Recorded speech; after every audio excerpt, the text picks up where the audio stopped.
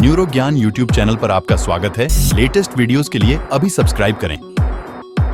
दोस्तों, इसी यात्रा को आगे और हमें बताने के लिए अब मैं आमंत्रित कर रहा हूं एक ऐसे व्यक्ति को जिन्होंने दशकों तक एमवाई हॉस्पिटल में न्यूरोलॉजी का ट्रेनिंग दिया, बहुत सारे हजारों स्टूडेंट्स को, जिनके स्टूडेंट्स अब सारी दुनिया में कार्यरत हैं। यहाँ पर भी हम में से बहुत ऐसे स्टूडेंट्स हैं जो अपने आप को बहुत लकी मानते हैं कि हमने आपसे कुछ सीखा।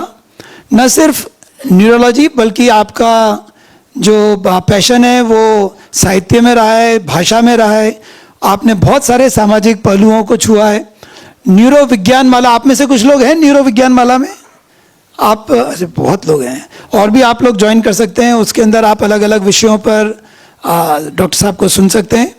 और मैं हम सबके प्रिय डॉक्टर अपूर्व पुराणिक सर को बहुत आदर के साथ आमंत्रित करता हूं।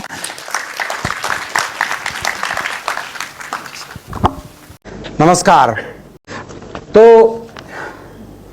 मैंने सोचा तो था कि मैं बहुत सारी चीज़ें कवर करूंगा, पर मैं जानता हूं कि मुझे समय की सीमा का पालन करना है।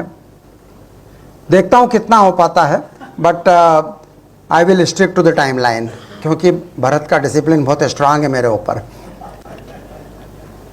और चूँकि निपुण ने तुर्तुक के ह्यूमंस से बात करी, ह्यूमंस ऑफ तुर्तुक, मैं उसको थोड़ा सा आगे बढ़ाता हूँ कंटिन्यूटी में, ह्यूमंस ऑफ लद्दाख। और ये टाइटल मेरे दिमाग में कई वर्षों से था। कई साल पहले एक किताब आई थी ह्यूमंस ऑफ न्यूयॉर्क, जो मैंने मेरी डॉटर के घर कनाडा में पढ़ी थी। उसमें फ़ोटोज़ थे और अनेक लोगों के फ़ोटो थे और नीचे एक एक लाइन में उनका डिस्क्रिप्शन था। उसके कई सालों बाद एक किताब आई ह्यूमंस ऑफ बॉम्बे, उसमें थोड़ी लंबी स्टोरीज थी। अब मैंने तो खाली सतह को खुरचा है या टच किया है, पर मैं बोस्ट कर रहा हूँ ह्यूमंस ऑफ लद्दाख। इसमें से कुछ फ़ोटो रिपीट होंगे, और जब हम इन चेहरों की तरफ देखते हैं तो हमारे अंदर का एंथ्रोपोलॉजिस्ट जाग उठता है। एंथ्रोपोलॉजिस्ट मतलब नृविज्ञानी, जो लोगों के चेहरे, मोहरे, रूप, रंग, नक्श, वेशभूषा, खान पान आदि का अध्ययन करके, संस्कृति का अध्ययन करके उस ट्राइब के बारे में, उस समाज के बारे में जानता है। तो ऐसा एंथ्रोपोलॉजिस्ट हमारे अंदर भी जागता है जब हम ट्रैवल करते हैं। तो किसी भी देश में जाते हैं, किसी भी प्रांत में जाते हैं, किसी का कम जागता होगा, किसी का ज़्यादा जागता होगा, वो एक अलग बात है। तो आप देखिए इन चेहरों को। ये जो काले कपड़ों में लड़की है, ये 9वीं कक्षा की छात्रा थी, द्रास नदी के किनारे एक गाँव में। और हम बात करने लगे, बड़ी अच्छी बातें हुई। उसकी कुछ मेडिकल समस्या थी, उसको लार गिरती थी, मैंने उसको परामर्श दिया। ये वही लड़की है। ये कुछ चित्र निपुण ने हैं जो उसने मना किया था मुझे रिपीट मत करना। ये एक और महिला है। ये भी कुछ बच्चे हैं जो रास्ते में हमको मिले थे। और रियान तो इतनी बढ़िया दोस्ती कर लेता है सबके साथ में। ये एक बंदा था जो इलेक्ट्रोक्यूशन के कारण, जिसको स्पाइनल कॉर्ड इंजरी हो गई थी और वो पूरी तरह से रिहेबिलिटेट हो चुका था अपनी ट्राइसिकल के ऊपर। ये एक सज्जन हमको वहाँ मिले थे तुर्तुक में, जो मैं रिपीट कर चुका हूँ। ये चित्र, ये सारे चित्र रिपीट हो चुके हैं। तो ये हुआ ह्यूमंस ऑफ लद्दाख। जब हम ह्यूमन की बात करते हैं तो फिर अन्य प्राणियों पे भी आना पड़ेगा।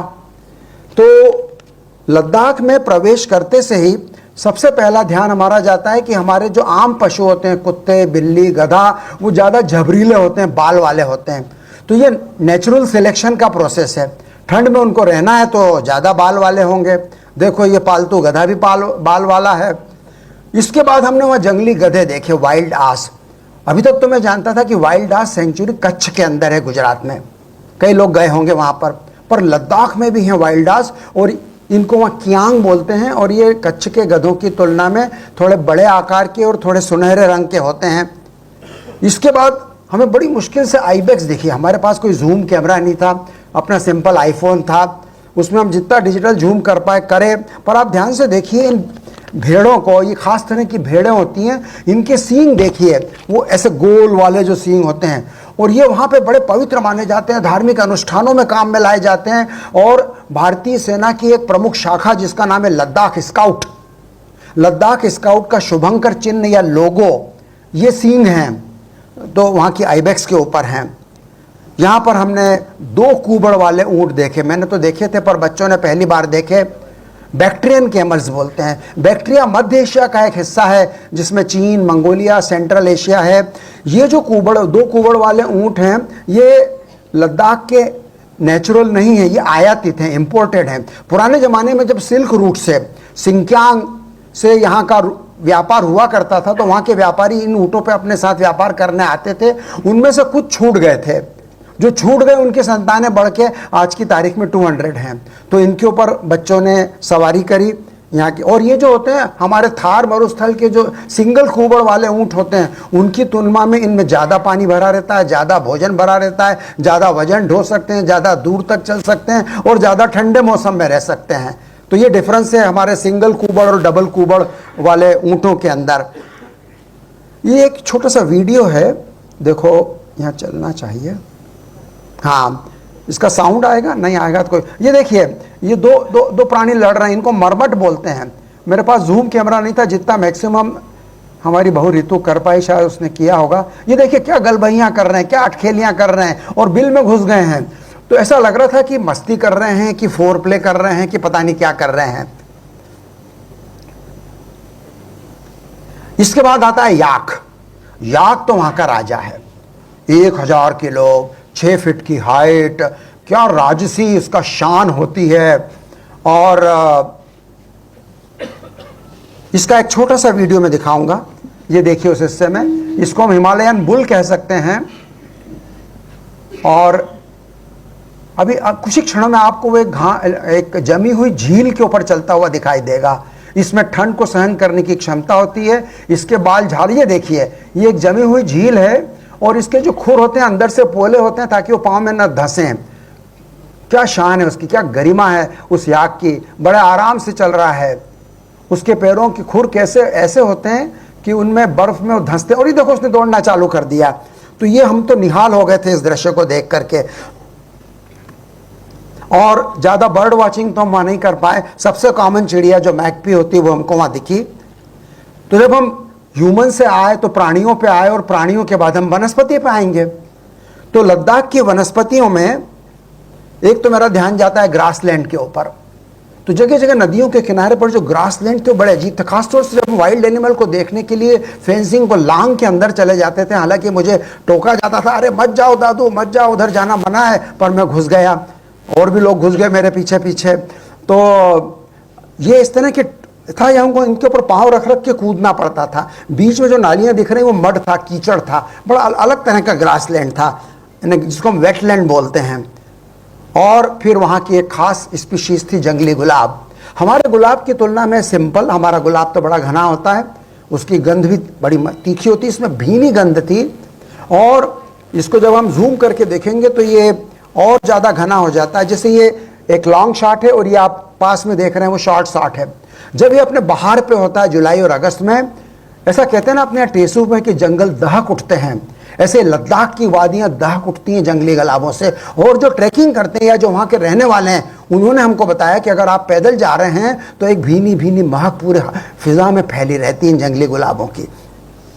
हमने पास में जाके सूंघा तो जरूर उसमें अच्छी गंध थी। और फिर ये थी लेह बेरी, जिसका नाम है सी बकथॉर्न। वो आपने गाना सुना हो ना, मेरी बेरी के मत तोड़ो कांटा लग जाएगा। तो जितनी भी बेरीज होती है सब कांटे वाली होती हैं, बड़ी कटीली झाड़ियाँ और यहाँ बागड़ के काम आती हैं। तो ये देख रहे हैं पूरे परिदृश्य के अंदर ये झाड़ियाँ, कटीली झाड़ियाँ फैली हुई हैं। ये लद्दाख का सबसे ज़्यादा पाया जाने वाला प्लांट है। और इनको अगर हम क्लोजअप करें तो ये उनकी ऑरेंज कलर की बेरियाँ लगती हैं जो अगस्त में लगती हैं। हम तो जून में गए थे। इनका जूस हमको होटलों में जरूर वेलकम ड्रिंक के रूप में दिया गया था। इसके बाद एक ट्री आता है विलो। उसमें विलो का मैंने बड़ा शॉट तो नहीं लिया है, पर विलो का नाम आपने सुना होगा। इंग्लैंड के अंदर वीपिंग विलो नाम के बड़े बड़े ट्रीज होते हैं और कश्मीर में भी होते हैं और क्रिकेट का बल्ला इनसे बनता है।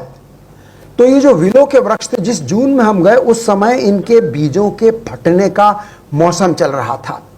तो रुई के फाहों के रूप में ये बीज फटते हैं। और देखिए आप बीच वाले चित्र में वो जमीन पे फैले हुए हैं। एक बंदे ने उसको हाथ में जमीन पर वो पड़े हुए हैं। और फिर हवा के अंदर उनकी बारिश हो रही थी।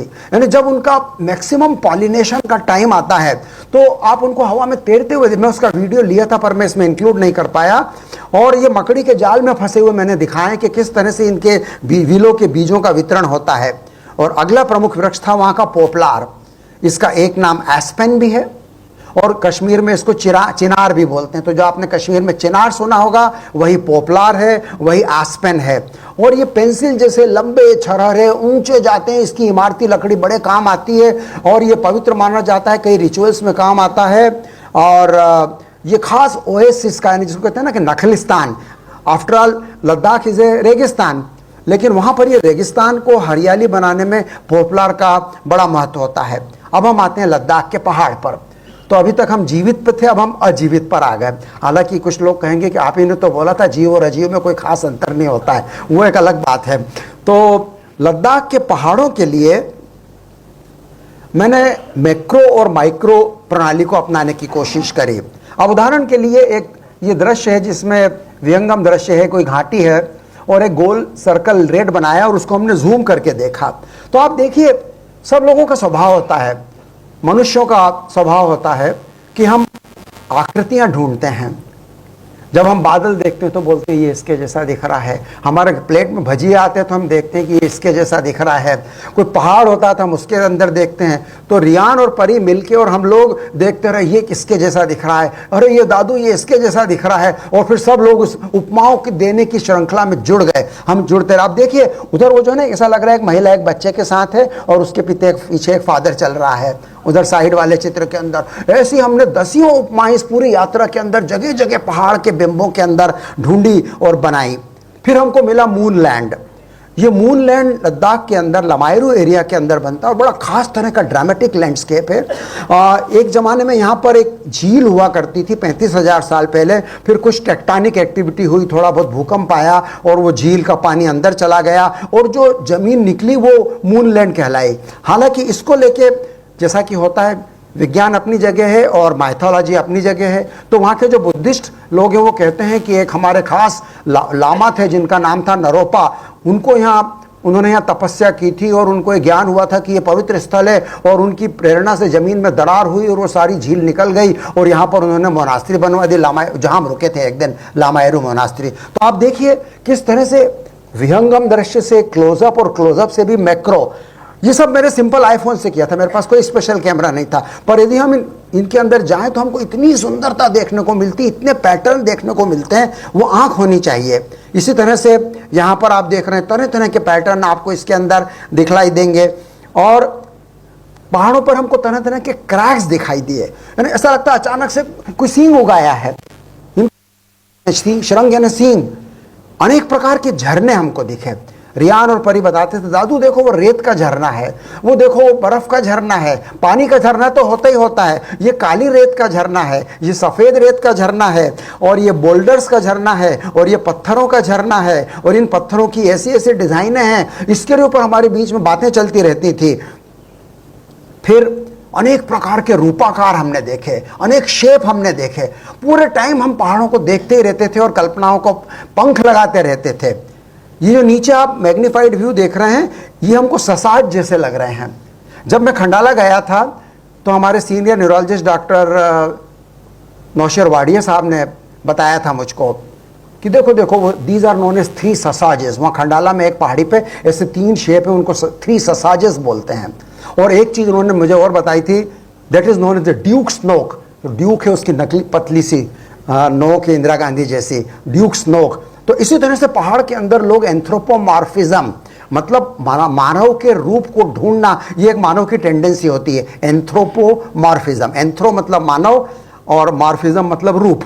तो हम जगह जगह इनको ढूंढते हैं और फिर हम मानव के अलावा और भी कुछ ढूंढते हैं। उदाहरण के लिए जब हम विस्तृत से सूक्ष्म तक जाते हैं तो हमको अमूर्त कला मिलती है। अब देखिए इस पार्ट को मैंने जूम किया है, उसके बाद थर्ड में और जूम किया है। अगर इसको हम एक आर्ट गैलरी में लगा दें, कोई बोलेगा वाह वाह क्या एब्स्ट्रैक्ट आर्ट है।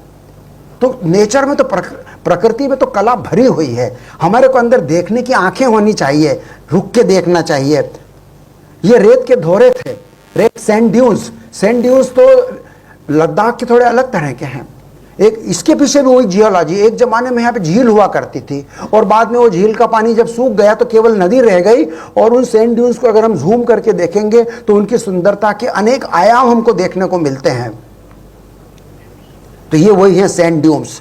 और जब चट्टानों के अंदर हम पैटर्न ढूंढने की कोशिश करते हैं तो हम तरह तरह की डिजाइनें ढूंढते हैं। आप में से जिन लोगों ने भेड़ाघाट पर नौकायन किया है तो पास पास की जो संगमरमर की चट्टानें हैं, अगर आप उनके क्लोजअप पिक्चर लेंगे तो आपको एक से एक डिजाइन, एक से एक पैटर्न देखने को मिलेंगे। तो ये हमारा पार्ट हुआ लद्दाख के पहाड़। अब मैं आता हूं लद्दाख में बौद्ध धर्म।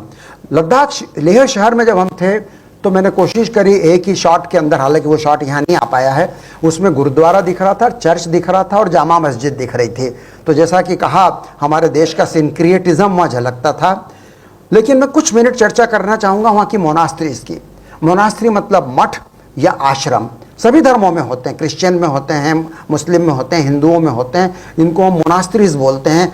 ये उनकी आर्किटेक्चरल स्टाइल थी, उनके डेकोरेटिव पर्दे थे, उनके प्रेयर व्हील्स थे जिनके ऊपर मंत्र लिखा रहता है, ओम मणि पद्मे हुम, और जितनी बार आप उसको घुमाओ उतना आपको पुण्य मिलता है। और मैं इसके विस्तार में नहीं जाऊंगा। ये मोनास्ट्री का मैंने 3-4 मोनास्ट्री हमने देखी, उन सबको मैंने मिला जुला के एक मिक्सचर बना दिया है। इस तरह की उनकी आर्किटेक्चर होती है। ये वहाँ का शांति स्तूप था जो लेह सिटी के बाहर था। एक मोनास्ट्री से कुछ दूरी पर ये एक बहुत बड़ी मैत्रेयी बुद्धा की मूर्ति थी जो बड़ी भव्य लग रही थी, और ये श्योक नदी के किनारे पर बसी हुई थी। हाँ, एक खास तरह की गोम्पा, देखो 3 शब्द होते हैं, स्तूप, गोम्पा और चौरतन। वो तीनों लगभग ओवरलैपिंग सिनोनिमस हैं। चौरतन तिब्बती भाषा का शब्द है, गोम्पा लद्दाख का है, और स्तूप तो अंग्रेजी में भी आ चुका और हिंदी में भी है, संस्कृत में भी है। तो जब हम कारगिल से लेह की तरफ जाते हैं तो रास्ते में हमको एक ये छोटा सा मंदिर मिलता है, और आप ये पहाड़ी के ऊपर देख रहे हैं 3 आकृतियां दिख रही हैं, उनका मैं जूम दिखाऊंगा।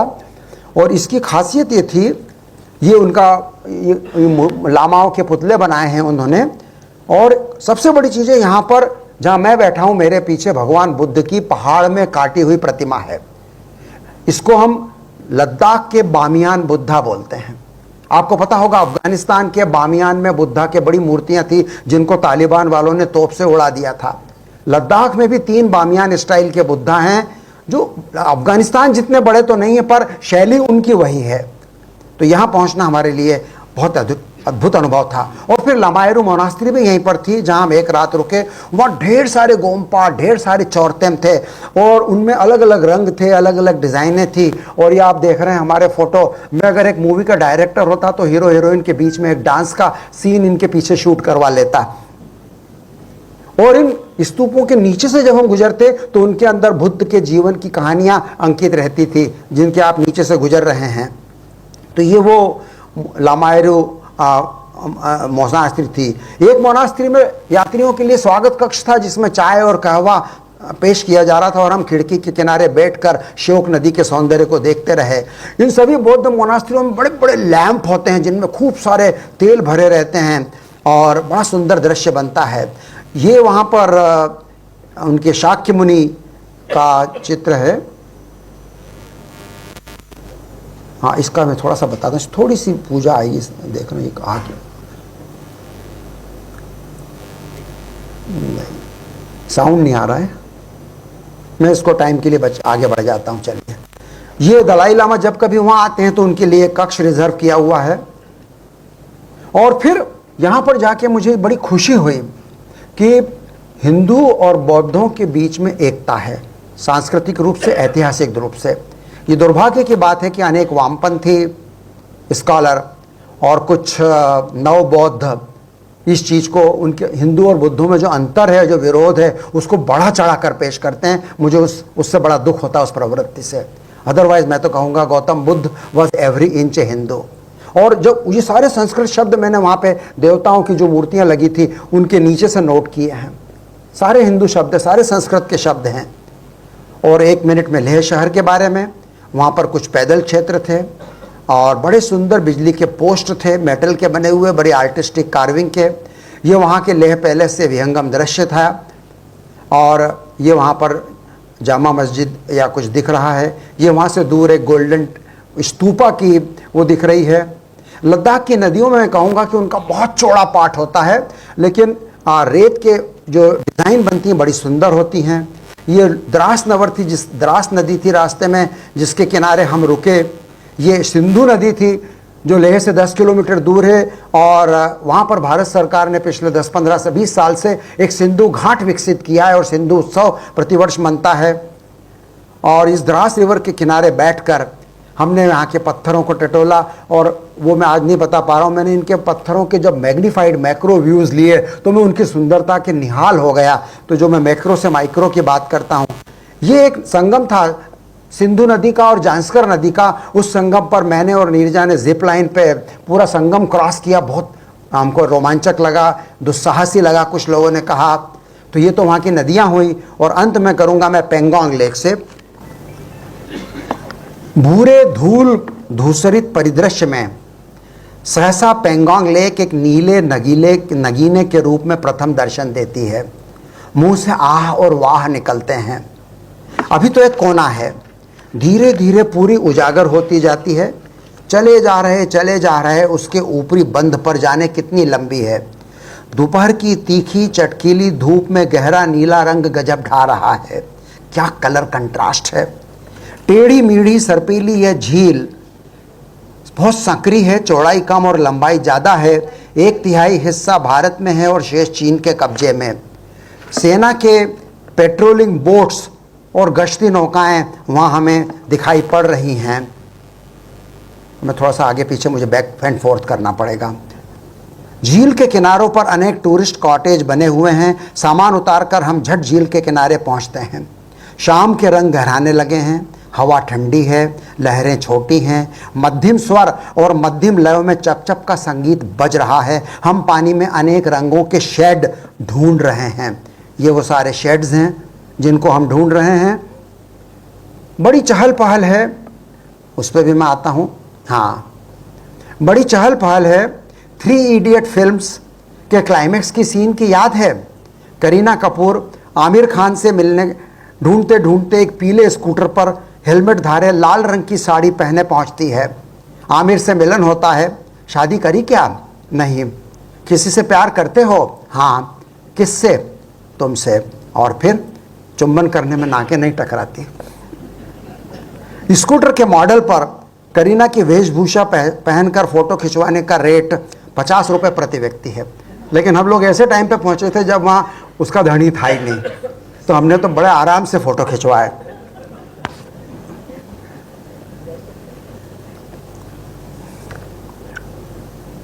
रियान को मैंने सिखाने की कोशिश करी कि कैसे एक पतले सपाट चिकने पत्थर, जिसको हम कत्तल कहते हैं, पानी पर टप्पे दिलवाए जाते हैं। ये, और उसने फटाफट सीख लिया और मैं गोबर ही रह गया। फोटोशूट्स हो रहे थे। अनेक युगल बढ़िया ड्रेसेस और साड़ी में ड्रेसेस में तरह तरह के डांस पोज दे रहे थे। अंधियारा छाने लगा था, ठंड बढ़ने लगी थी, क्षितिज पर चांद उगाया था। डिनर खाकर मेरी जिद पर रात 10 बजे हम दूसरी बार झील पे जाते हैं। मुझे उम्मीद थी कि उस दिन 14वीं का चांद है और उसकी हसीन रोशनियां जलराशि पर कलाकारी दिखाएंगे। एक दो शॉट अच्छे मिले, लेकिन चंद्रमा का पथ यानी आर्क झील के ऊपर से ना होकर थोड़ा किनारे से परे था। फिर भी आप देख रहे हैं झील के पानी पर चंद्रमा की रोशनी जगमगा रही है। I won't say it is a very good photograph, पर मेरी जिद थी और मैं गया और मैंने वो फोटो लिवाया। तीसरी बार हम सुबह फिर गए। सुबह हम 4:45 पे उठे, 4:45 बजे, क्योंकि हमने पढ़ लिया था कि सूर्योदय का समय 5 बजे है। मोटे मोटे कपड़े लबादे हमने डाले अपने ऊपर, ठंड का समय था। और आकाश, पहाड़ और जलराशि के बदलते रंगों को कैप्चर करने के लिए हमारे कैमरे चलते रहे। सुंदरता को आंखों से पीते पीते मन नहीं भर रहा था। पूर्व में पर्वतराज के पीछे से धीरे धीरे दर्शन देने वाले सूर्य देवता की किरणें थी और ठीक 180 डिग्री। तो ऊपर वाला चित्र है वो पश्चिम दिशा का है और जो नीचे वाला दृश्य है वो पूर्व दिशा का है। तो पूर्व में सूरज उग रहा है और पश्चिम में उसकी किरणें वहाँ पे जो हिमाच्छादित शिखर हैं उनको अपनी सुनहरी आभा से अंकित कर रही हैं। तो ये हमारा सूर्योदय का था। पेंगोंग के जल, और फिर पेंगोंग के जल में नभ और नगपति के प्रतिबिंबों को न जाने कितने कोणों से कैसे रंगों से लिया जाए, ये प्रोफेशनल फोटोग्राफर्स के लिए एक उत्तम प्रयोगशाला है। हमने किनारे पर घास देखी, हमने किनारे पर काई देखी, हमने पानी के अनेक शेड्स देखे, हमने पानी में अनेक तरह के प्रतिबिंब देखे। और फिर जब हमने सामान पैक कर लिया तो हम चौथी बार फिर गए और फिर 1 घंटा हमने फोटोग्राफी करी। सामान लाद के डिक्की की, उस कार के डिक्की के ऊपर, अभी न जाओ छोड़कर कि मन अभी नहीं भरा। चौथी बार फिर पहुंच गए। किनारे के उथले पानी में छोटी छोटी मछलियां थी, 2-4 पक्षी दिखे, बतख नुमा थे। यहाँ कोई खास बायोलॉजी पनप नहीं सकती। यहाँ का पानी खारा है लेकिन समुद्र से कम। मैंने और रियान ने चखा। किनारों पर अलगी और घास के अनेक रंग थे। खैर विदा तो लेनी थी। हमारी कार में एक गाना बज रहा था, मुड़ मुड़ के न देख, मुड़ मुड़ के, लेकिन हम सब वही करे जा रहे थे।